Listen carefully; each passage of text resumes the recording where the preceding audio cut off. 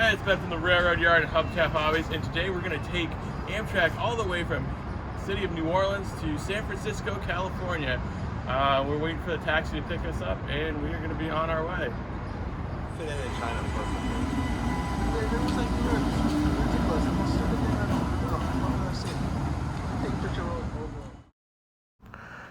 We then made it to Union Station. We had a little bit of time to look around and check things out, but it wasn't long till we had to board. One of the best parts about rail travel is you don't have to deal with TSA or go through security like at an airport. You can even bring your own bottled water on board.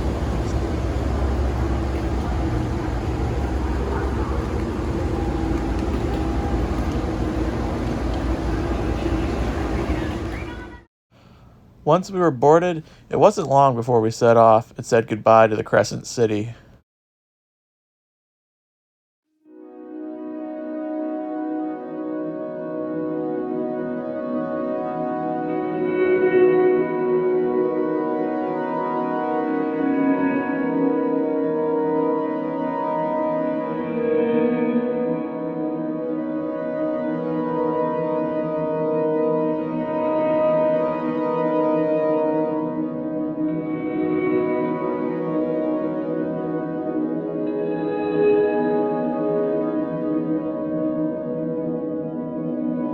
Alright, so this is inside our roomette. Here's Norbert.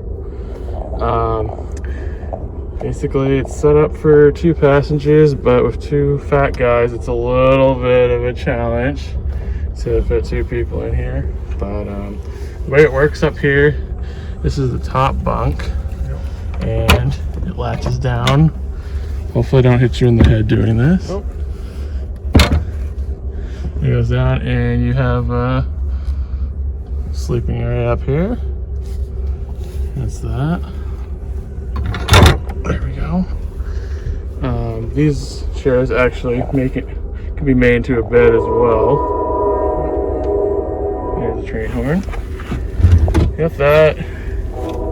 Got all the controls for temperature controls up here. You've got your call button for the attendant. You got a reading light. There's your temperature control.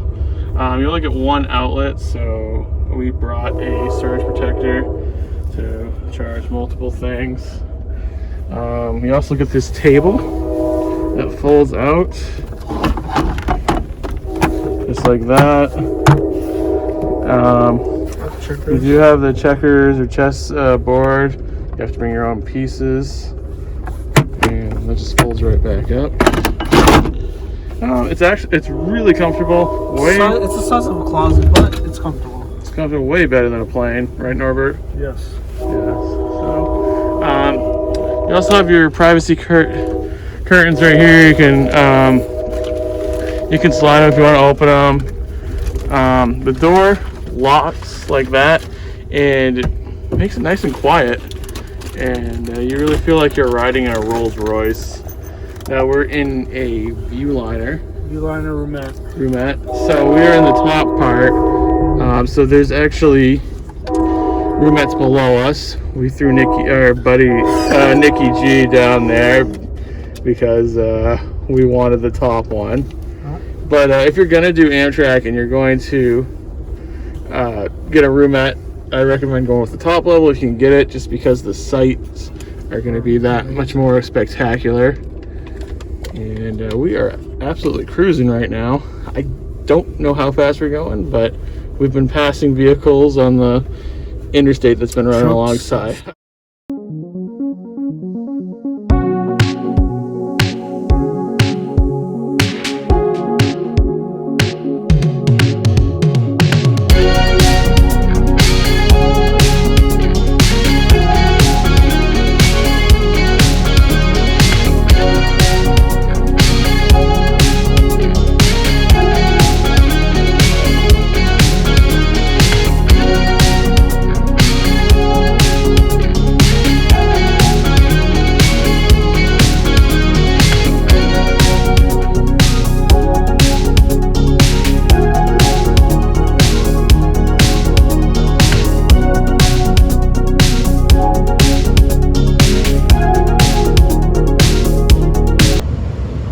eventually made it to Texas, and after several hours we made it to Houston, where the train stopped and we had about 25 minutes to walk around.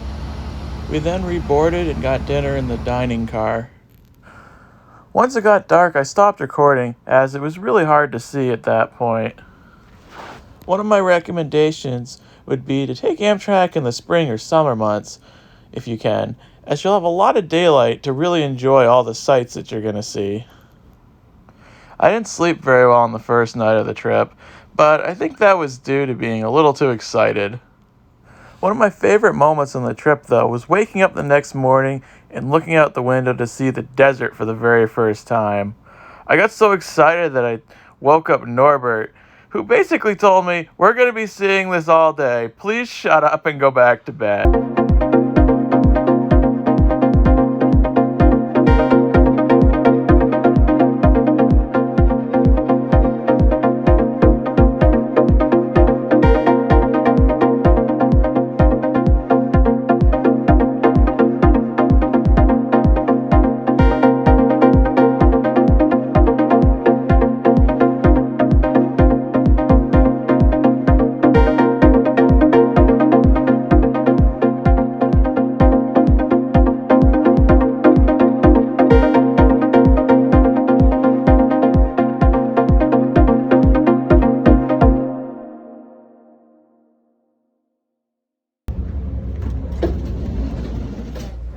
Once we did get up, we spent most of the day in the observation car, as it has larger windows and you have a great view of the scenery going by. Another thing that's interesting about the observation car is if you go to the lower level in it, you'll find the cafe where you can purchase extra food and you can get stuff that you can't get in the regular dining car. The observation car and cafe are open to all passengers, so even a coach ticket will allow you to access both of them.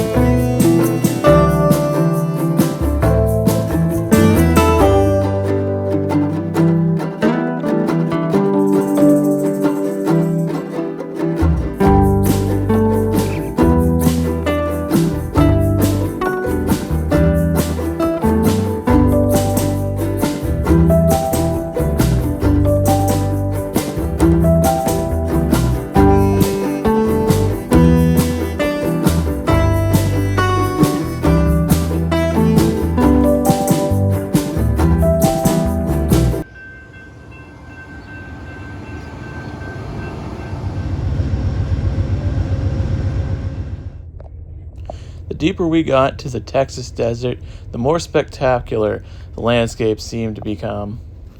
And it was really incredible to see all the wide open space and virtually no signs of human life.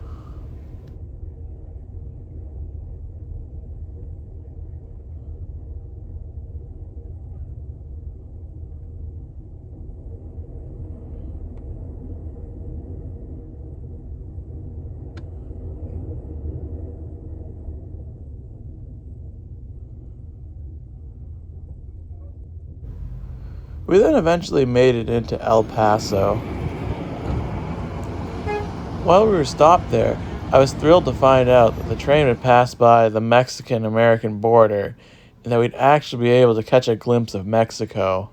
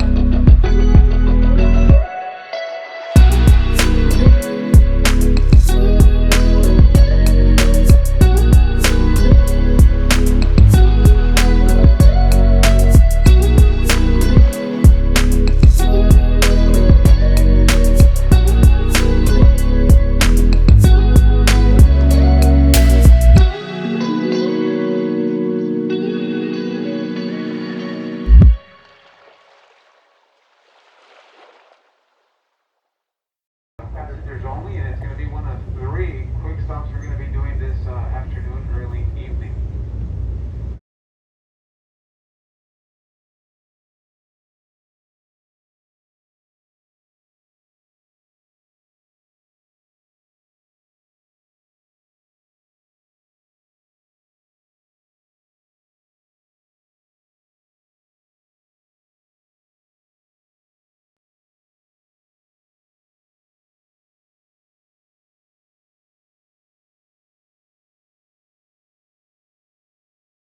Shortly after El Paso, we crossed into New Mexico, which was filled with more desert.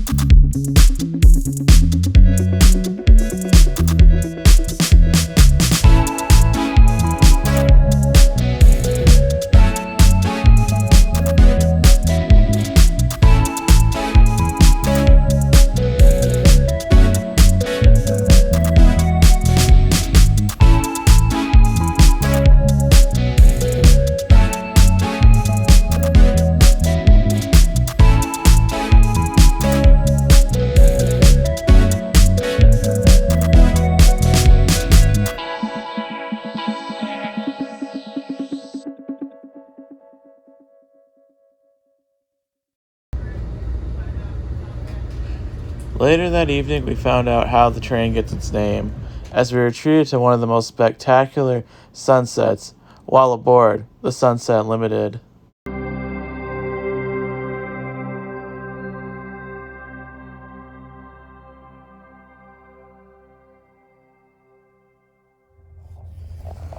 The next morning, we woke up in California, and this is the first sight I saw.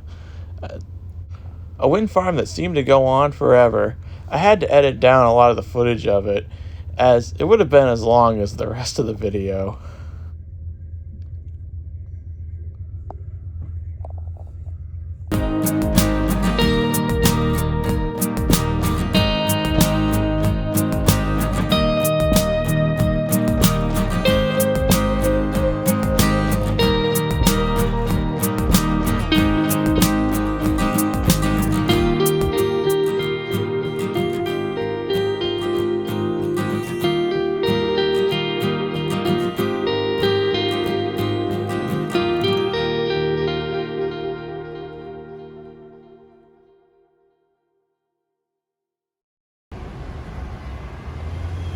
We finally arrived in Los Angeles.